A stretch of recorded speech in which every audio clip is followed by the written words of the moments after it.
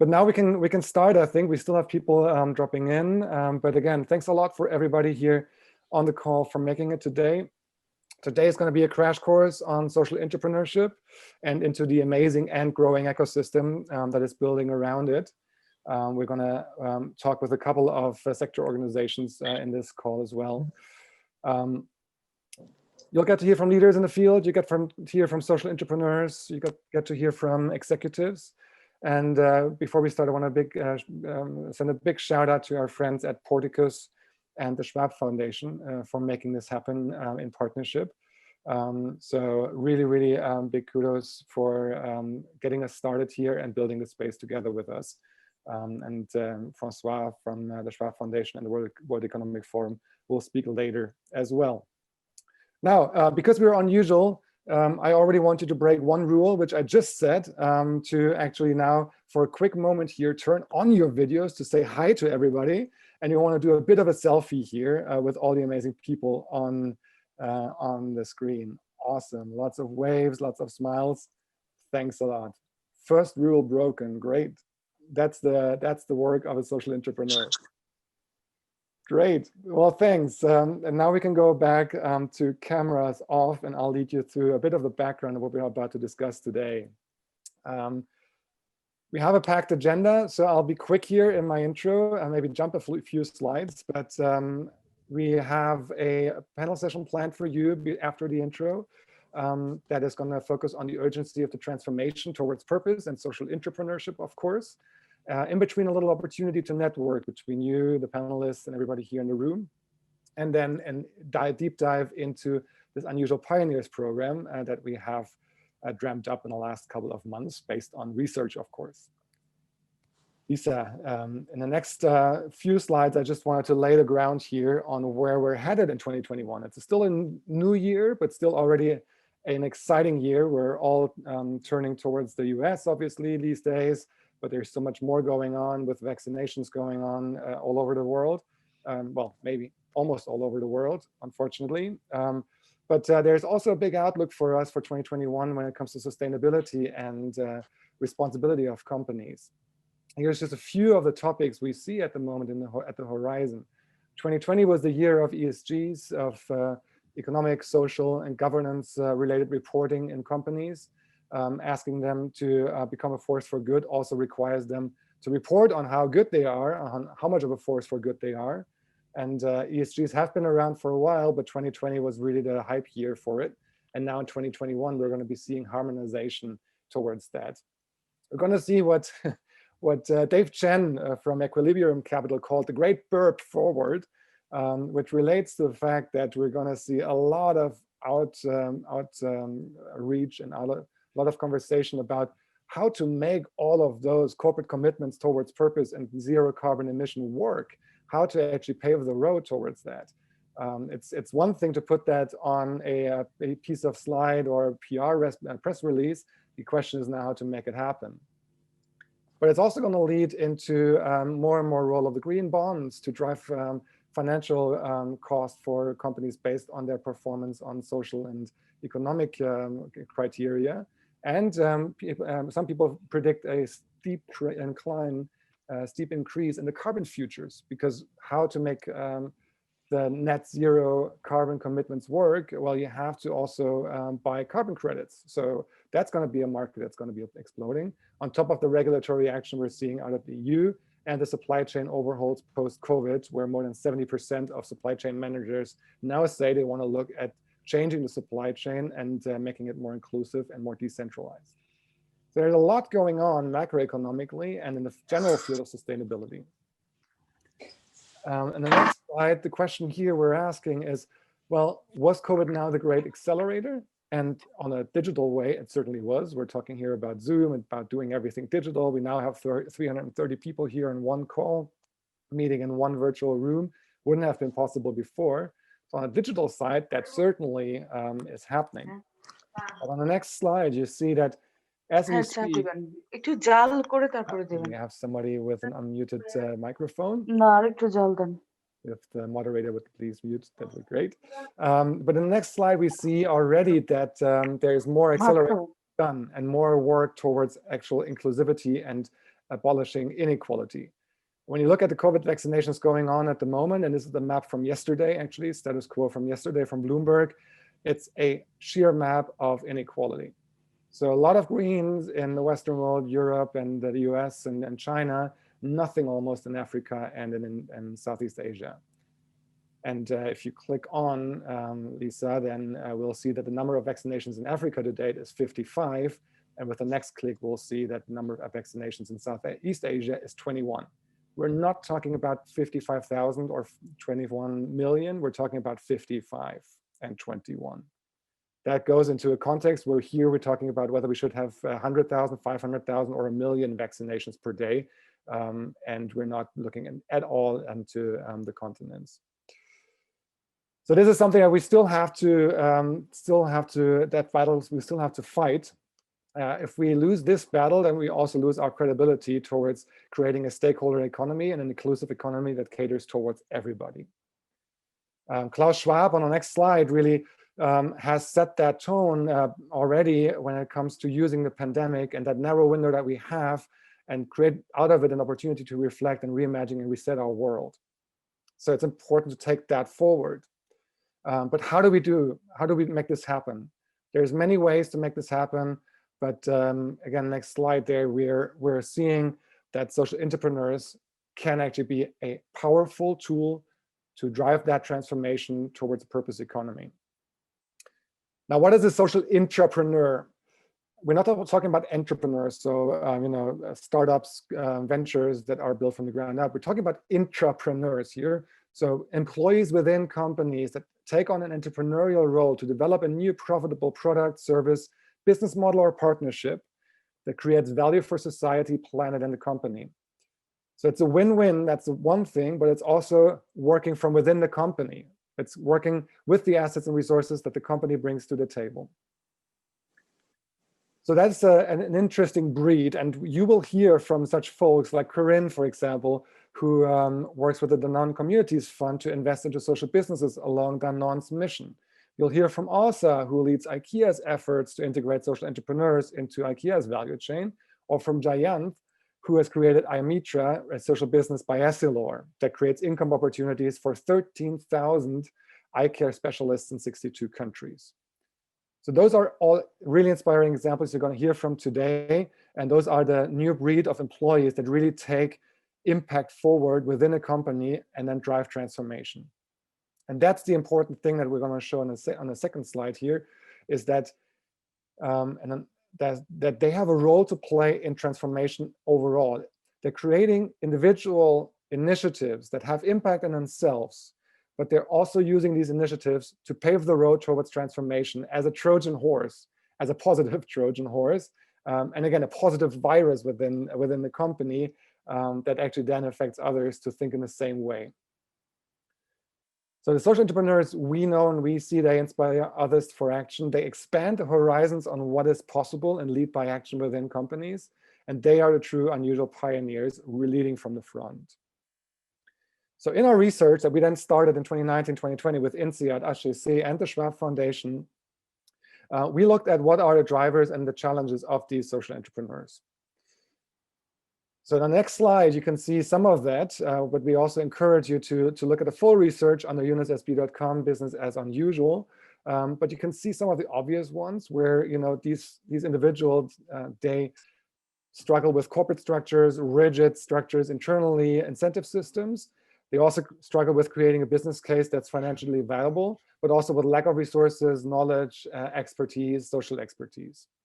And many of them also mentioned that they struggle with being alone all the time and fighting a very lonely fight inside of their company. So this is something that we then took up, and that's where we decided to work with leading organizations in this sector to co-develop a program that supports social entrepreneurs and helps them scale their initiatives much more quickly. So on the next slide, you'll see an overview of our Unusual Pioneers program and platform. So on the one side, a 9-month program to help social entrepreneurs scale their innovation through peer-to-peer exchange, through mentoring, keynotes, and hands-on support. So really an accelerator for social entrepreneurs. But at the same time, it also makes sure that their solutions lead to meaningful change, so that they lead to transformation and we bring in the executives into an executive circle. So all of you who work in social entrepreneurship know how important that is to actually have your executives on board and have your corporate leaders on board to make change happen within the company. And at the same time, executives struggle with making it happen from their end. And so we want to build that circle of corporate leaders that actually can exchange between each other, encourage each other, and also pressure each other to make change happen inside of companies. As I mentioned initially, we did this not alone. By far, we do not want to go alone. We want to do this together with organizations and leaders in the field. And you see some of those here on the slide, and we're growing the partners here as we speak. But we're really, really happy and grateful for having open arms inside of the entire ecosystem, looking at how we can design the system together, how we can help social entrepreneurs together. And we have a couple of them on the call, and we just wanted you to hear their voices before you have the opportunity to network. So I just wanted to invite 4 of them to say a few words, show their faces, talk about their organization in one brief sentence and your expectations from the Unusual Pioneers, and you will then have a chance to network with them after the first session of the panel. So with that, I would like to give it to Gib Bullock, who's been a serial entrepreneur and also has started the Craig Barrock Business Decelerator. So really looking at how can we actually bring sanity to business again. And Gib, so great to have you here on the call. If you would say a few words about what you do and your expectations for Unusual Pioneers, and again, asking you to keep it short so we can hear from panelists, but thanks for being here. Gib, over to you. Delighted to be here, Daniel, and thanks so much for organizing this. I started my entrepreneurship journey a long time ago, 2002 in Accenture, trying to create a not-for-loss business, a social business within there. And so it's marvelous. It's music to my ears to see how the movement is starting to really flourish some 18 years on. It's tough being an entrepreneur. I talk about the corporate immune system. Resilience is challenging. And so now, yes, as Daniel mentions, I'm trying to create a business decelerator. I believe if we're going to awaken the dormant change makers within business, we need to inspire them. And that might just start by slowing down. That might be the best way to accelerate change in business. So delighted to be here. And I'll pass back to you, Daniel. Thank you so much, Gib. And if I see it right, you're sitting in your little hut in Scotland there again. So that speaks for deceleration in itself. Awesome. Thanks for being here. Florencia, you work with the League of Intrapreneurs, truly a trailblazer for the topic of social entrepreneurship in the sector. Thanks for being online today. Do you want to say a few words about what the League does and what your expectations are? Sure, thank you, Daniel. Actually, super happy to see this coming together, this platform. We have been working with the intrapreneurship movement for the last 7 years. And it's so great to see how it's evolving. As Gabe is mentioning, the League of Intrapreneurs is a community of intrapreneurs that has members from 27 countries. And we bring together the experience. And by building the stories, inspiring others to take this role, to find their way, we believe we can do more together. So we really encourage these type of platforms that allow us, I guess our learning throughout the years has been how important it is to do together and to be together. Yes. We are big doers, intrapreneurs, we are doers. We look for change. We're always striving for it. So how do we keep that balance? And we can collaborate to be more and really achieve systemic change. So awesome. Thank you, congratulations for this initiative. I'm really happy to partner with you. Thank you so much, Valencia. And it's been inspiring to see the work of the League for the last years and the great work you're doing. Thanks so much. Yasmina from Acumen. We've joked the other day that we have a lot of calls these days. Yasmina, do you want to say a few words as well? Yes, and I'm very pleased by the timing. I literally just dropped my kids off. And so I was like, take off the mask, take off the hats. But it's great to see you all and really excited to be a part of the conversation. Yeah, so at Acumen, I think, we have been partnering with intrapreneurs for 8 years. And I think for me, having spent my whole career really supporting social entrepreneurs, it's been so inspiring and eye-opening to see how much social entrepreneurs and intrapreneurs have in common.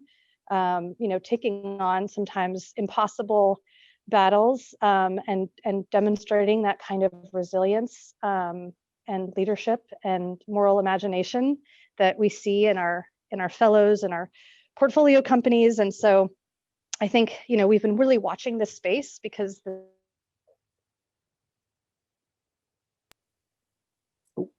We lost Yasmina there for a second. I guess the daycare center doesn't have good reception. We'll wait for her. Yasmina, you're back? This is the curriculum that we've built for entrepreneurs, and really make that something that's a resource for intrapreneurs as they think about transformation in the corporate context. So excited to continue exploring that. Awesome. Thank you, Yasmina. Yeah, you were breaking up there for a second, but you were talking about the Acumen Academy and a great resource for both entrepreneurs and intrapreneurs. So we're really looking forward to leveraging that as well. Heiko, you've been working with Fundação and Cabral and I'm probably butchering that name, in Brazil for a while. And you've also authored All That Jazz, a book about social entrepreneurship, similar to Gib. You're now in the official author list. So over to you. And you've been also a long-standing partner for Yunus Social Business. Well, thank you. It's really a pleasure to be on this program, and I really appreciate that Yunus is taking this collaborative approach and taking all these organizations together, because I think we all need to leverage. I'm at SEC. If you trust the Financial Times, we are the best business school in Latin America for the last 14 consecutive years.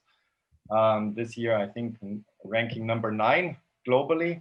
So, and we've been in entrepreneurship since 2011, very much working together with Florencia, identifying entrepreneurs. We founded an executive education center on impact entrepreneurship together in 2018 with the League. And we are trying to find new ways to help organizations turn their employees into entrepreneurs. And we were able last year to identify roughly 1,000 entrepreneurs here in Brazil, and trying to help them create pitches and to accelerate projects which create shared value for the companies. And I'm really happy to be part of this team. Thank you, Daniel. And thank you. Thank you, Heiko. Thank you, everyone. Again, so grateful for having your support in this. I took a course in Greg and Gib's Decelerator. We're over time from my perspective, but it's still good to hear from all of you, and hope we were able to set the scene for what's going to come next. First, we want to hear from all of you as the audience. So the team will start a quick poll here to understand who's in the room. So we're looking at, are you a corporate employee and already self-identifying as a social entrepreneur? Do you want to become one? You're an employee and you don't actually have a clue what social entrepreneurs are. You're a social entrepreneur, NGO, etc. While you answer these questions, and I see all the answers coming in here, it's like a little horse race going on. I wanted to introduce and hand over to our panel moderators, François Bonnici and Saskia Bruysten. I had mentioned that François has been working with us and with Yunus Social Business for social entrepreneurship in the last couple of years, and really, really glad and happy to have you on board here. François is the director of the Schwab Foundation for Social Entrepreneurs and the head of social innovation at the World Economic Forum. He and his team have been really an amazing partner in this and in our work. So really, again, thanks for being here. And Saskia is the co-founder and CEO of Yunus Social Business. I've had the pleasure to work with her for the last 10 years, and it just keeps getting better. So hand over to the two of you, and looking forward to hearing from the panelists. And sorry for stealing a bit of your time. Thank you, Daniel. I'm going to introduce myself in a minute, but Saskia, I'm going to actually hand over to you first, just to welcome everyone from your side, and then I'll jump in and introduce our panel. Perfect. Thanks, Dan. I feel happy to hear that it's only getting better. That's always great to hear. No, but very excited to have everyone. I think this is going to be a great discussion. So I'd rather want to spend time on the discussion and hand over back to you, François, to introduce the panel. Perfect. Thank you and welcome everyone. Before I get to that, Daniel also asked me to just briefly explain why, as the Schwab Foundation World Economic Forum, we're here as well. I think together with the other partners you've already identified. One, I think, is just to pay homage to the work that social entrepreneurs, remind everyone it's entrepreneur with an I, have been doing for many years, while many of us have been watching and learning and working with them. So that's the first of all, is to really pay homage to that, and then to the other organizations that have been really pushing and promoting this field for many years.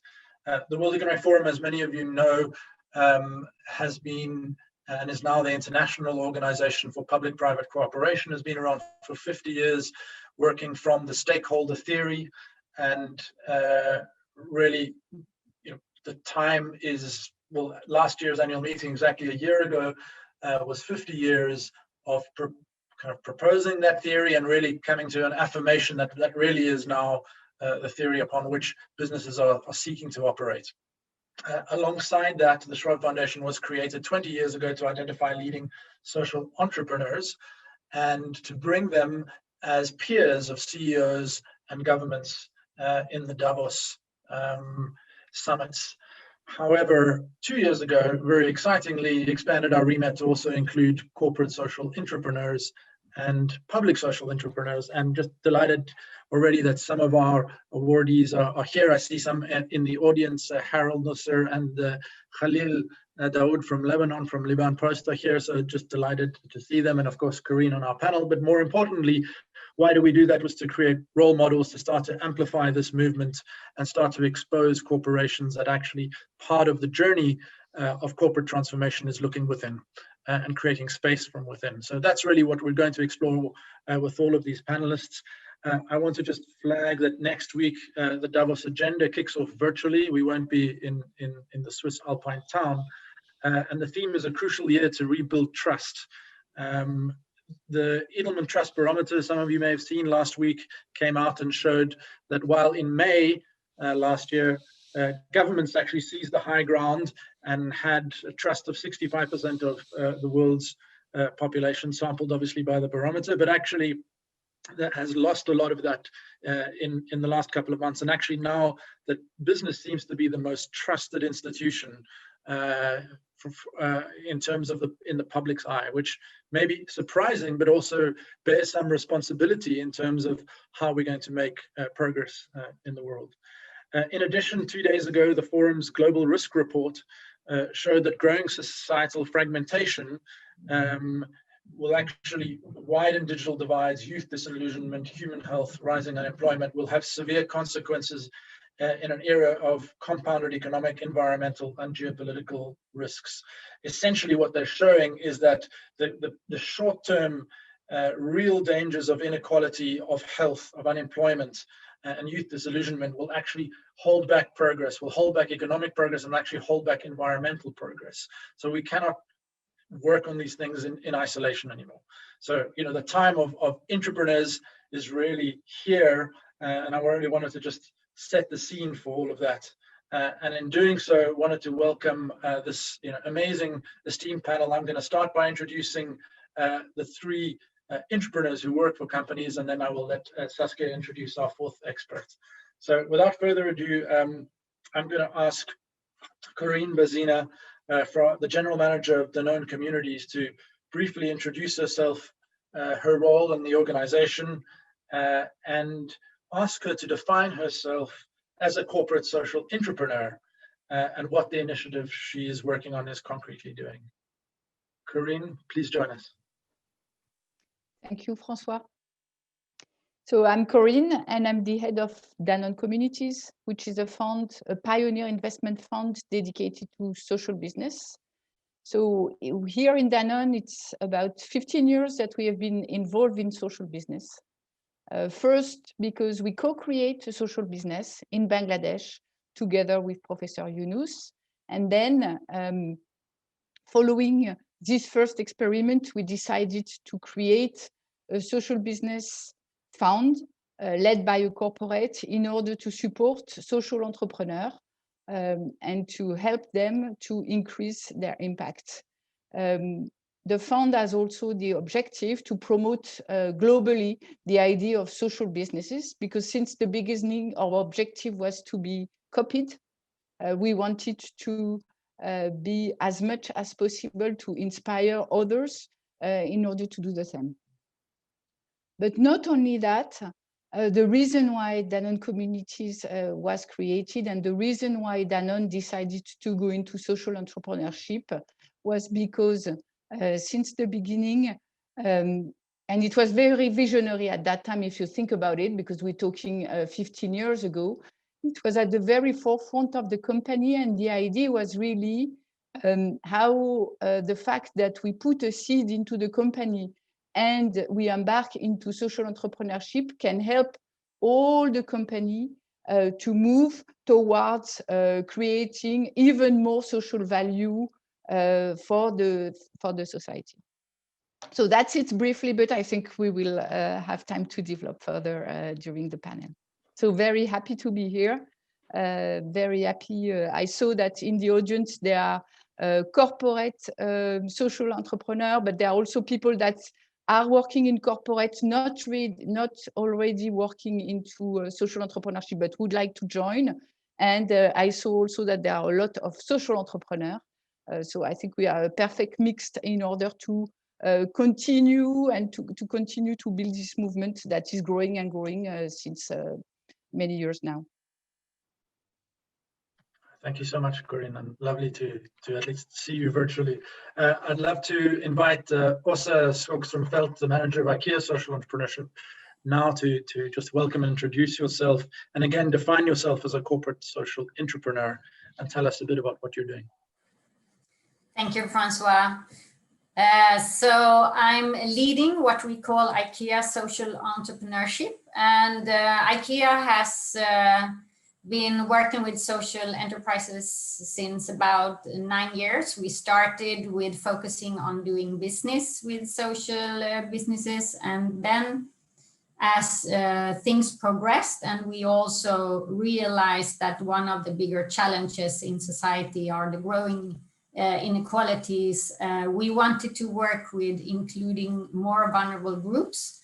So we decided to also start a vehicle where we could do accelerators, impact investments, and other social innovation projects, which we started some 3 years ago. And in the accelerators, of course, the key purpose is to support the social enterprises to scale up and to be able to grow and create even more social impact. But by using our co-workers as coaches, we are also inspiring and igniting social intrapreneurship, which is totally in line with our goal to become people, planet, and society positive. Thank you so much, Åsa. And finally, I wanted to welcome Jayanth Bhuvaraghan, the senior advisor and coach of Essilor, but he was formerly chief mission officer of Essilor, Luxottica, and international group. So Jayanth, welcome and delighted to have your experience here. Again, introduce yourself and how you define yourself as an entrepreneur after your long career.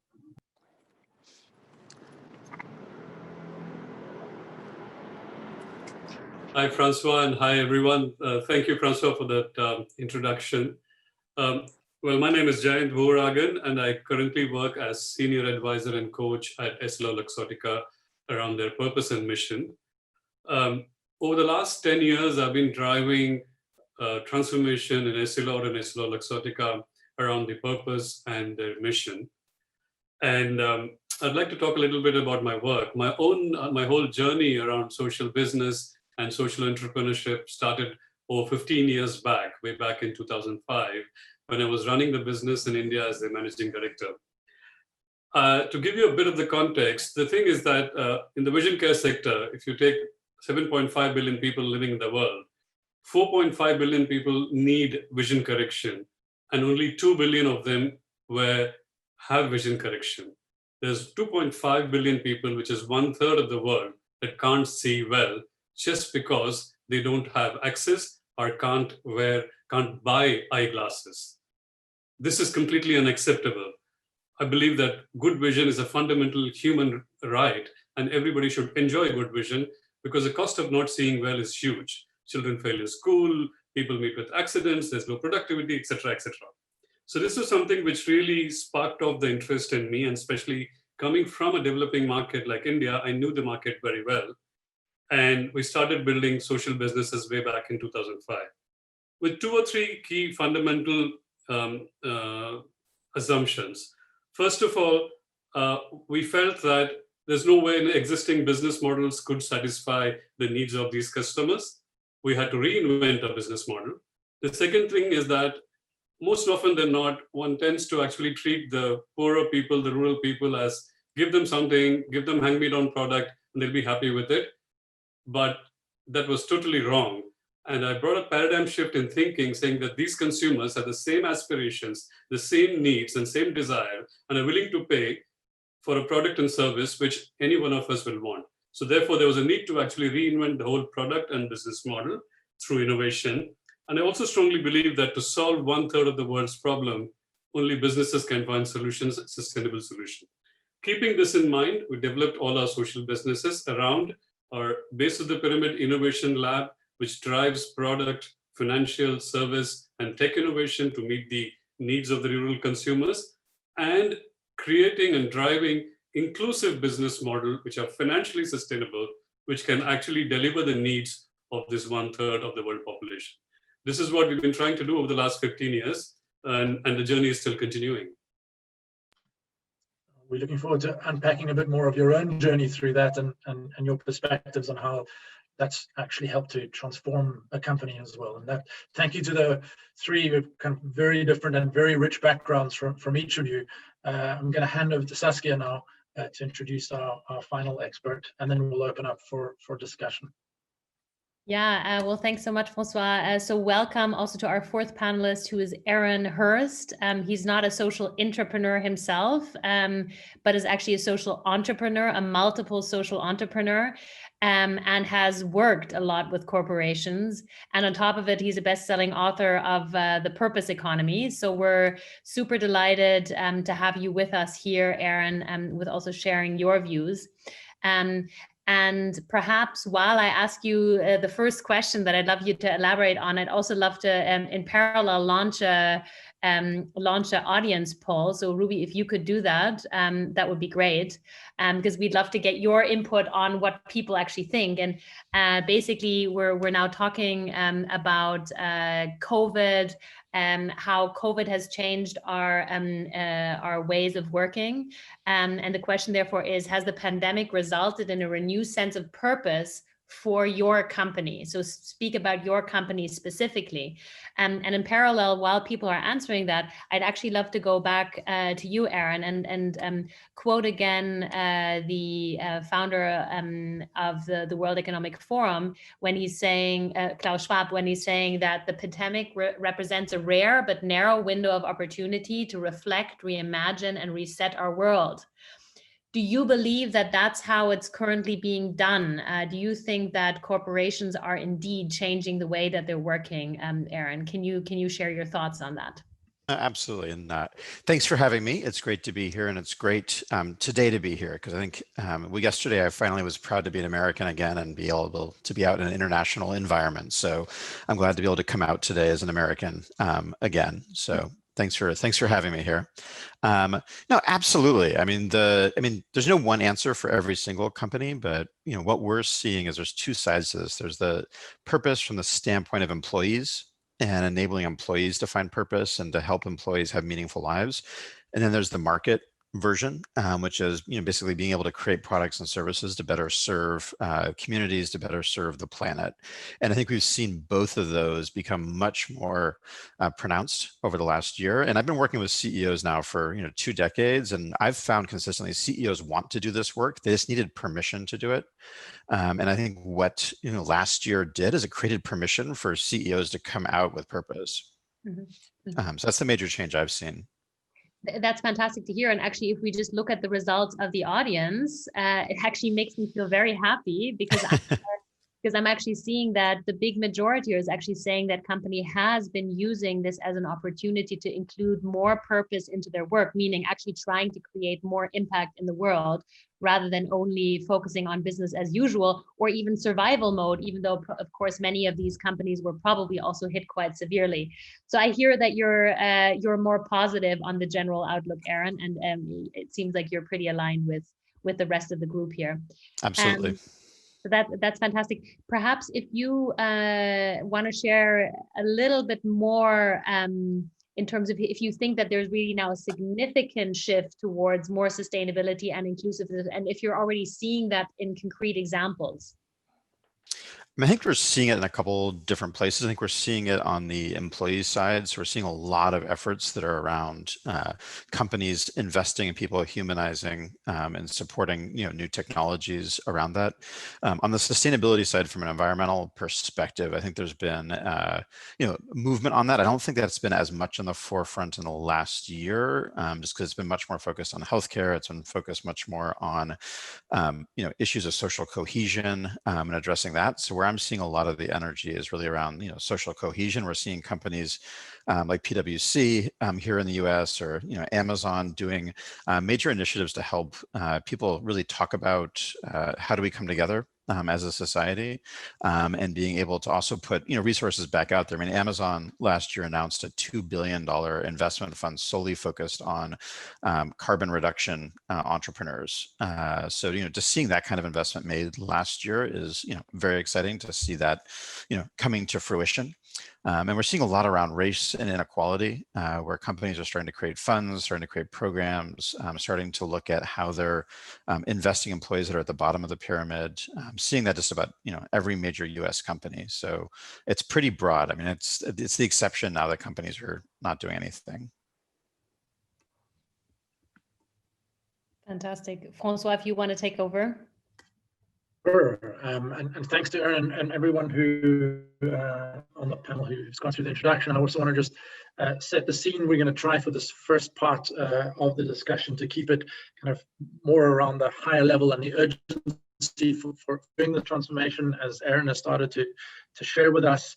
And then we'll have some breakouts, and in the second part of the panel discussion, we'll be talking a little bit more practically about how do we actually do this and what are the practical mechanics of doing social entrepreneurship. So I'm just delighted that we've got everyone here, an amazing audience. Just to remind everyone, or to share with you the results of the poll. I'm not sure if Ruby can do that, but just to say actually who's in the audience, we have, there we go, about in total 42% of people from corporates, 19% social entrepreneurs, 13% NGOs, 3% public sector, and 31% other, roughly. So just so we know, I mean, a big turnout from corporations as well. And again, wanted to also say also some foundations, and I'm not sure if Caroline Bryant was here earlier at the beginning, but just to welcome her as one of the partners from Porticus on this journey with us. So thank you to Caroline. So we're really interested in this bigger picture, and one of the questions we're all asking is, we know that we've spent many years thinking about how do we scale initiatives, how do we create impact, how do we leverage a company's assets to actually make the greatest social environmental impact that's possible. How do we create a sustainable business model out of that? How does that, what is the legal structure within which it might run in a company? And these are really important questions that continue today as we do this, but there is a more urgent question coming, and how do we use those initiatives to actually start to drive broader transformation of a company? How do we drive it into the core of what a company does? And I see already, some of the chats asking some more skeptical questions when companies are saying we want to be a purposeful company and we have an initiative on this, versus is this really starting to be embedded in the DNA of a company? Can they actually continue to be successful as a company and be purposeful? And how does that transformation happen?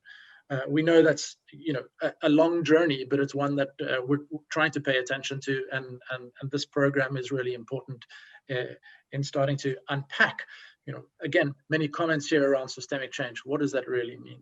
So, Jayanth, I actually want to come to you. You've driven, you've kind of walked a long path from, both an initiative, but also taking that into the leadership of a company. So tell us a little bit about kind of that journey and how social businesses can drive change in the company more broadly beyond the initiative, and any examples from your experience would be helpful. Yeah, I speak from my own experience, and I think first of all, social business has to be deeply embedded into the core strategy of the company, and that has to be driven by the overall purpose or mission. The way we structure ourselves in Essilor is that it's the mission of the company which drives everything what we do. It defines who we are and defines our strategy. So when you put the mission above everything, then you have the social business nicely fits under the mission, and as well as all the actions or executions are part of the day-to-day operations of the company. So that, for me, I think is extremely important. I think it's extremely important for companies to discover their own purpose, discover the reason for their existence, and then make sure that that is embedded deeply into the organization and everything is driven around it. So in my own case, I think while I started the journey with social business in 2005, and it was around 2010 when we decided to actually work a little bit more around purpose-driven transformation of this whole company and bring the entire social business, sustainability, the strategy and everything under our mission and articulate it. At that point of time, the articulation and storytelling was also very important to bring all stakeholders on board, because you can imagine that we are a 170-year-old company. There are set practices, there are set beliefs, and then one had to actually bring some transformation, change in the company in the way we operate, in the way we think. So that was a journey we went through between 2010 and now. And then slowly we structured ourselves, starting right at the top with a board committee. CSR committee, the first CAC 40 company set up a CSR committee in France way back in 2012. So starting from the board, the CEO, and then with me as one of the C-suite executives, we drove it down the line. At the same time, built teams in different parts of the world to do this purpose-driven transformation and build social businesses. So, I want to ask Corinne a similar question, because and clearly Danone is a somewhat different example to other companies, but it's been over years adopting, it's become embedded into the DNA, connected to something that was always there, but actually made it its own by taking the kind of entrepreneurship journey. And clearly that's led to also now the legal status change in the entreprise de mission in France. So tell us a bit about that journey, and also kind of how does it become concretely embodied, so that when also Corinne is not there anymore, that work continues. Yes. So thank you, François. So as you rightly said, and as Jayanth also said, it did not come out of nowhere. I mean, the fact that social value creation and economic value creation go hand in hand was already in the DNA of Danone. But what helped us getting involved into social entrepreneurship is to accelerate that movement, and also to make the mission, which is bringing healthful food to as many as possible, more tangible, more concrete. Because this social entrepreneurship journey helps us to inspire both at global level at the organization, but also at the root level, I mean, at the employee level, at the individual level.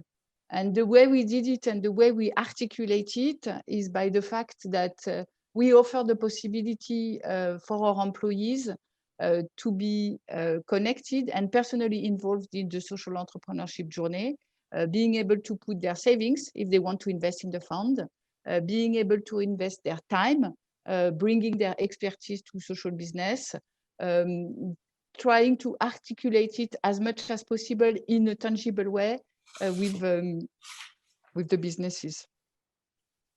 This helps the organization, I think, and accelerates the movement of the organization towards entreprise à mission, B Corp certification, the question of why do we exist as a business and how we can impact the SDGs. So things that were already present at Danone, but that were accelerated with our involvement into social entrepreneurship. Thanks, Corinne. That's really helpful. And also Jayanth. So we've heard from both Jayanth and Corinne that actually the social entrepreneurial initiatives or the social businesses can actually help changing the company as a whole. So that's great news. Maybe if I can do a very quick fire round with just the social entrepreneurs to really understand what benefits for the business you actually also see coming in. Because what we're hearing from a lot of our companies we're working with and clients that they'd actually love to do this, but they need to make the case internally to also say that this has, let's say, traditional business benefits. So if you could help us with your top 1 or 2 business benefits that it has brought you and a quick example within a minute. And I'll start with Corinne again, if you're fine, and then Asa and then Jayanth, or whatever order you feel you'll be able to come up with an idea quickly. Can you share that? Yes, so I can start if Jayanth and Asa are fine with that. So if I think, so there are many business benefits, but if I think about it, if I have to choose 2 that I would like to enlighten, and I can build on also after further if you want.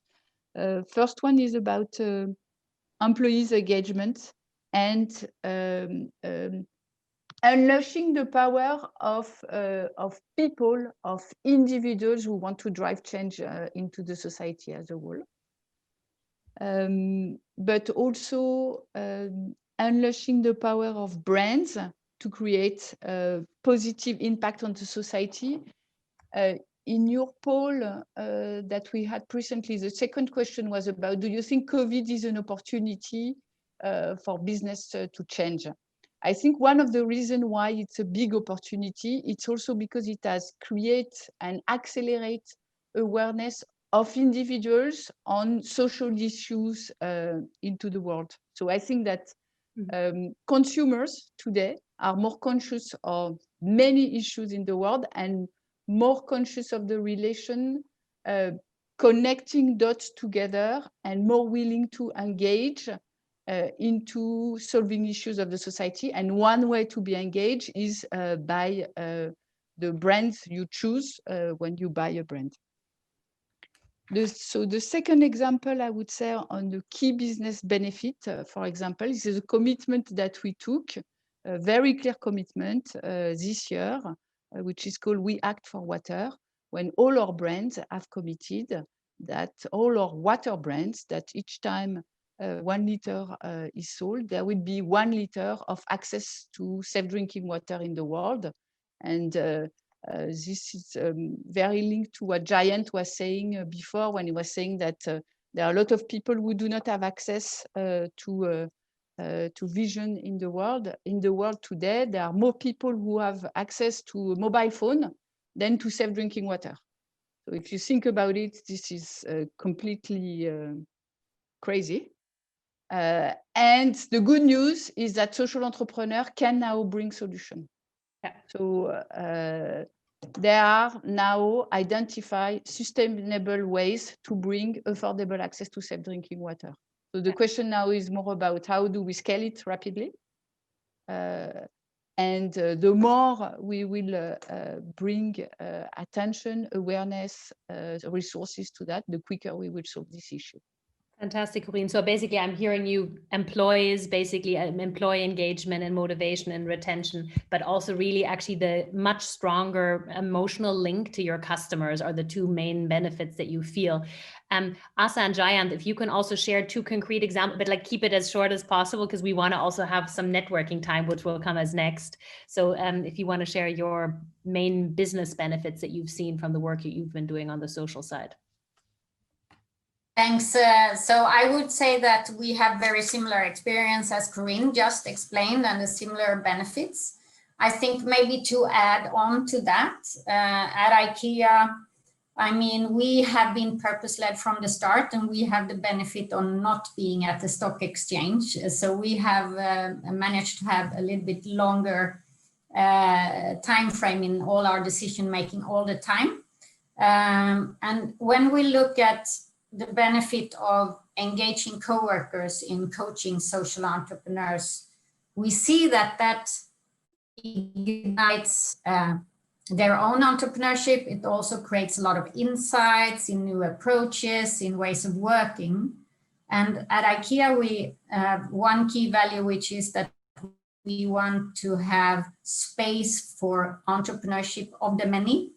And since we have identified going forward what some key challenges are, and one of them is, of course, the growing inequalities, and that we want to become people, planet, and society positive, the entrepreneurship of the many also needs to be social entrepreneurship of the many. So by engaging leaders from across the whole franchise system in the social entrepreneurship initiative, we also get ambassadors for those new ways of working, and then which they can bring into their leadership in different parts of their business across the globe.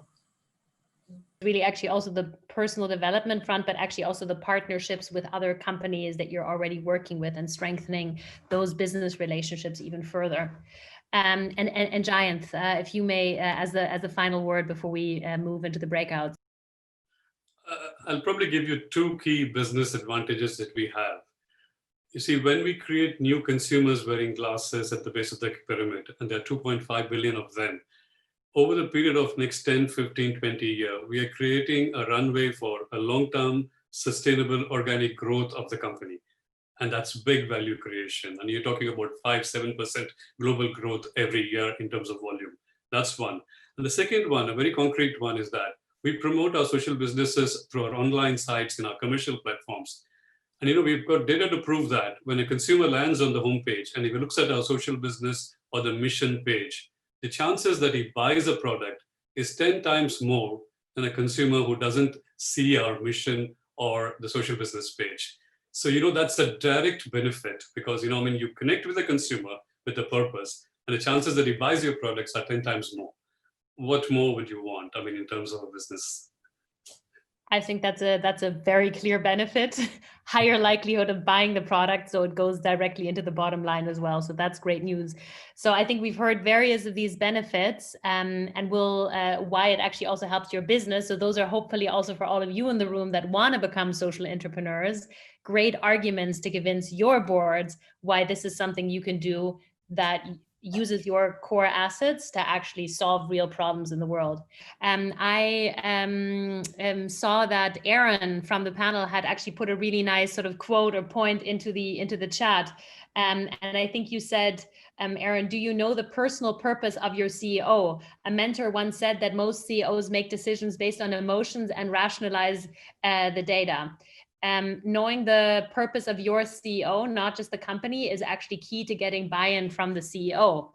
So that's why I'm actually starting with that. Aaron, if you can elaborate a little bit on that, that would be super helpful, because that is a concrete way to make the case to be able to actually sell the idea of social entrepreneurship and why that's so needed internally. So if you want to share a bit more what you heard from your mentor back then and what you've seen in other companies, that would be great before we hear from others.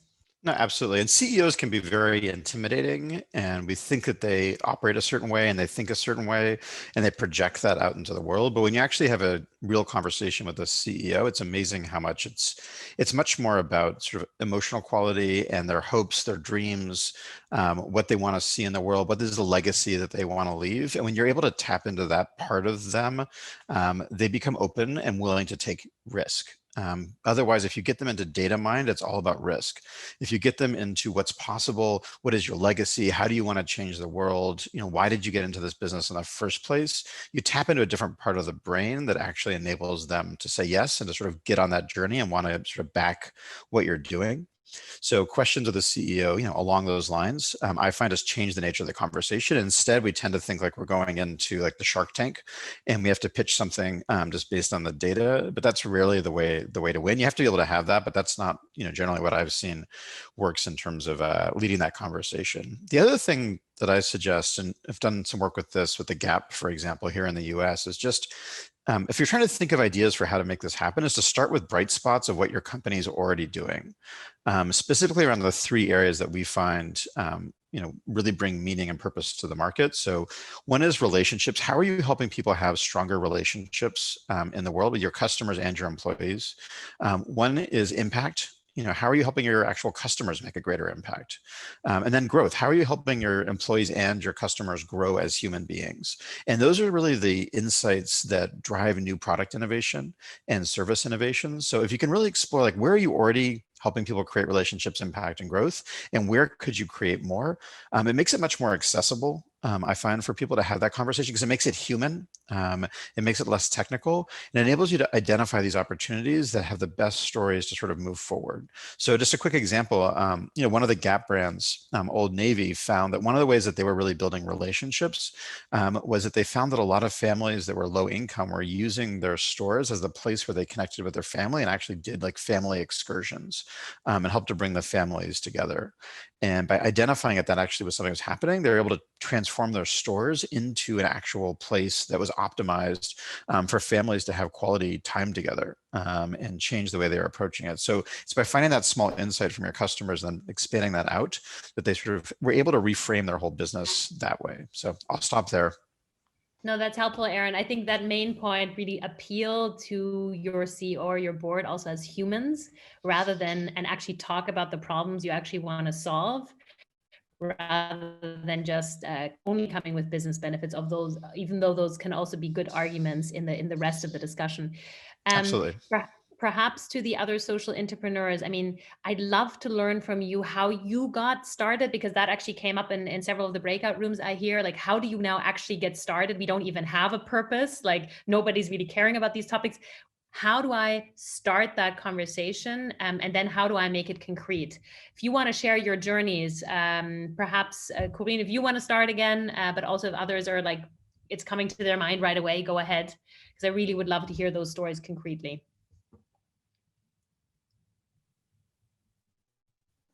Corinne. So thank you, Saskia.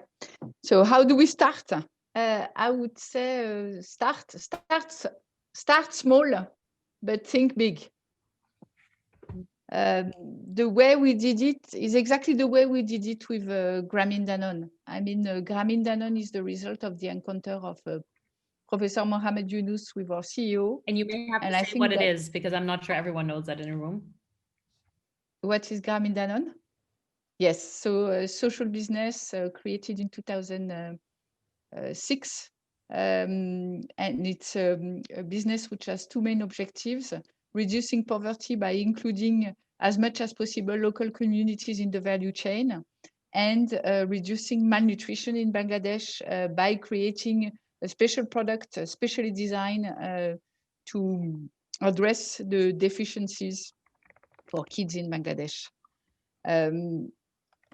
Between the encounter between Professor Yunus and our CEO and the moment we really started on the ground, I think there was less than 6 months, despite the fact that Danone had never set a foot in Bangladesh before. And I think that if maybe, ironically, if we had not started so fast, maybe we would never have started. I think these issues are complex and you learn by walking. So start small, but start fast, learn, pivot, experiment. And at the same time, start small, but think big from the very beginning, because from the very beginning, we thought that it was not just an experiment. It was something that was also at the forefront of Danone in order to embark the company on a larger journey. Mm-hmm.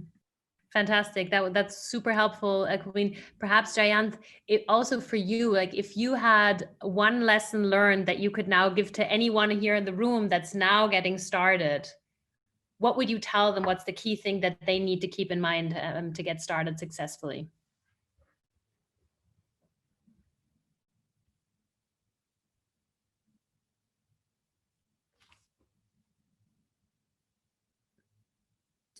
I'm sorry, this is, I was muted. No, I would 100% agree with Aaron in terms of appealing to the CEO. Over the last 15 years, I worked with 4 different CEOs, and I think all of them were deeply interested. And this, my secret of success has been appealing to them from a personal level.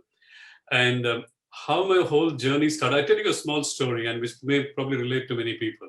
I talked about 2005. At that point of time, I was running a very small business in India with a very small budget. But coming from there, while we were selling products in the big cities, I could see very well that in the villages and in the small communities, there was a big need and people were not able to afford buying these products. And I wanted to do something deeply about it, had no resources to do it because I was running a small business there.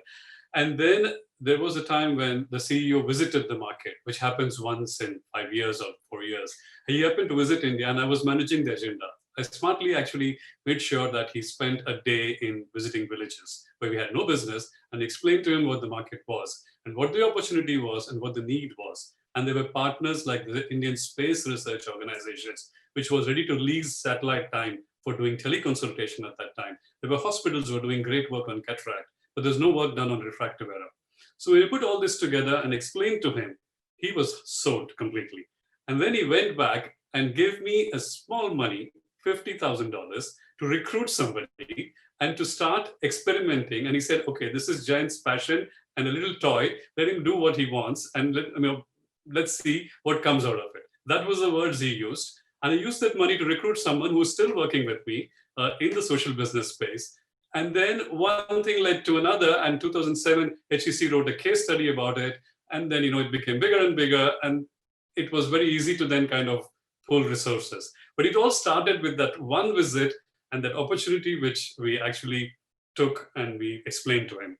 It's not that they don't want to do it. I think everyone wants to do something, but they don't know how to do it and what to do. If you can appeal to that and give them solutions, I'm sure you can get there. Jayanth, I think that's such an important lesson. Seeing is believing. I couldn't agree more. It changes your life to actually see and feel the problems that others have, that you can actually do something about it. And actually, one of the things we always say is act yourself into a new way of thinking rather than making a big grand strategy, but then you don't actually know how it feels to get there. So actually try something, create an artifact. And that's why social business is such a great, beautiful artifact. And then move yourself as a whole company into that direction. So Asa, just for you as a last question, in terms of how to get started, what's your advice for the future social entrepreneurs that are here on the call? Yeah, I think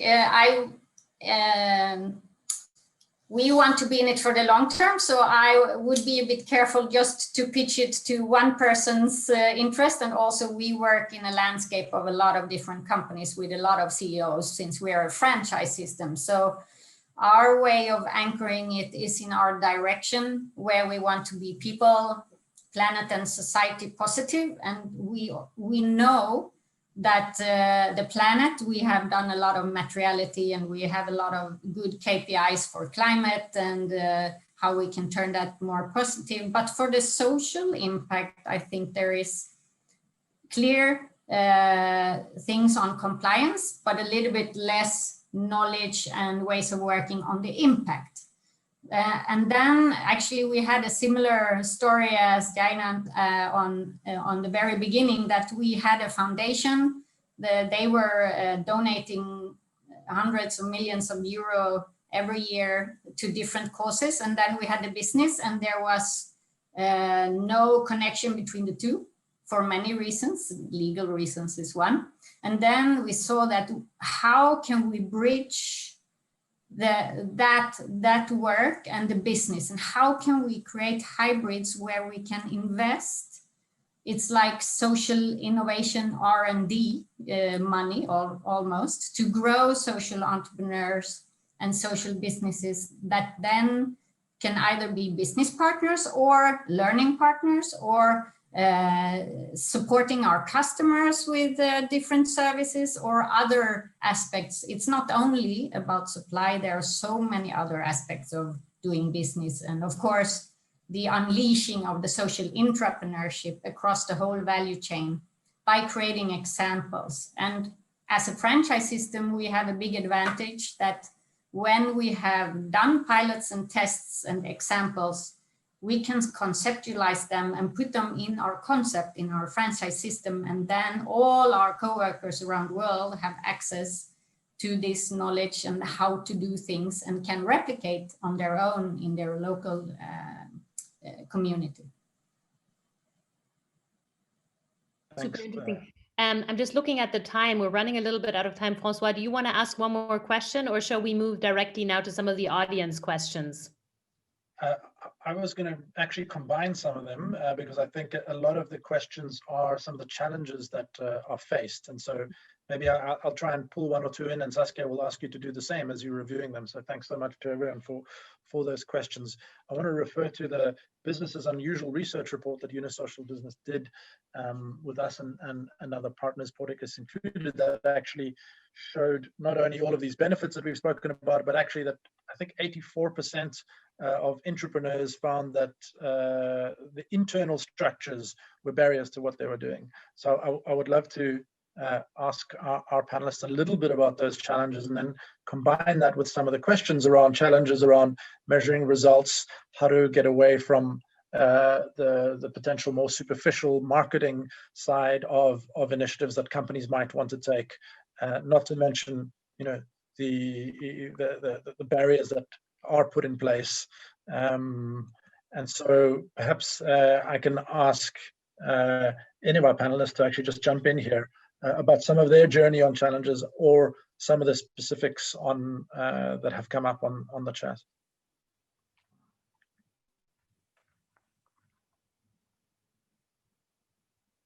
Maybe I can go then, François. I had a reflection about how to take this out in the whole ecosystem. I mean, in our case, we are more than 200,000 co-workers at IKEA around the world. And I think this myth about the lonely, successful entrepreneur is not true, because there is always the team that makes it together, and you need all the perspectives. And the same goes for social entrepreneurs, as far as I see it. So I think one of the keys is to do a systemic intervention in how your business works with leadership. How does your leaders address dilemmas and take IKEA through dilemmas and unleash the space for the co-workers so that they can innovate, explore new ideas, and fail and try again, and that it's okay to make mistakes, and while keeping the structure. So there is always the structure and the entrepreneurial spirit. There is kind of a tension, and then there's the culture that comes out of the values that needs to fit with the coworkers. So I think it's as leaders, we really need to be strategically in how we combine direction that are inspirational, space to act, and inspire a grassroots movement across all our co-workers. Thanks. I would love to hear a last word from Aaron on challenges. He's seen so many social entrepreneurs, maybe some kind of trend that you may have seen, what the kind of major challenges are. And then I do know, Sas, that we need to wrap up, so I'll look to you after that. No, I love the comments in here just about middle management, because I think that is where a lot of the challenge is how do you get middle management's buy-in, because they're the ones that ultimately can stop things cold if they're not behind it. So I've seen that over and over again, and where I've seen that work has been where you do have that executive support, that CEO support that's able to get them to realize that this is something they can't ignore, or it's truly building the relationships with people so that they feel like they're on the same team. And I think the other piece has just been confidence. I think so many people have great ideas, they have great inspiration, but they don't have the confidence to go out there and to actually do it. And that I think probably holds back more people, more social entrepreneurs in the making than anything else. So, the biggest thing I've seen is if you just put yourself out there, it's just like any entrepreneur, you're going to fail. I've built 3 successful businesses. I've had 10 fail. And I think as an entrepreneur, you have to think about it that way too. You're not going to always succeed. You're going to fail way more often than you do. And just because your first thing fails does not mean to stop. Failure is the norm and not the exception. And you got to take that mindset into it. That's what it means to be an entrepreneur. That's what it means to be an entrepreneur, is the sort of ability to take that risk with it. So that would be my closing thoughts. That's fantastic. Super helpful. I mean, this has been a fantastic panel, and we're sort of unfortunately running out of time. And I see so many fantastic questions coming in. So I think what is a clear takeaway is we are going to do a follow-up event where some of those questions can be addressed, because clearly there's a big energy in the room to actually get some of those done. We've learned, obviously, that COVID makes purpose much more relevant. We've learned how social entrepreneurs can really transform companies for the better, or at least be one starting point. We've also heard about some of the benefits and challenges, and of course, some advice on how to really get started concretely. So I think we've really had a lot of great learnings out of this.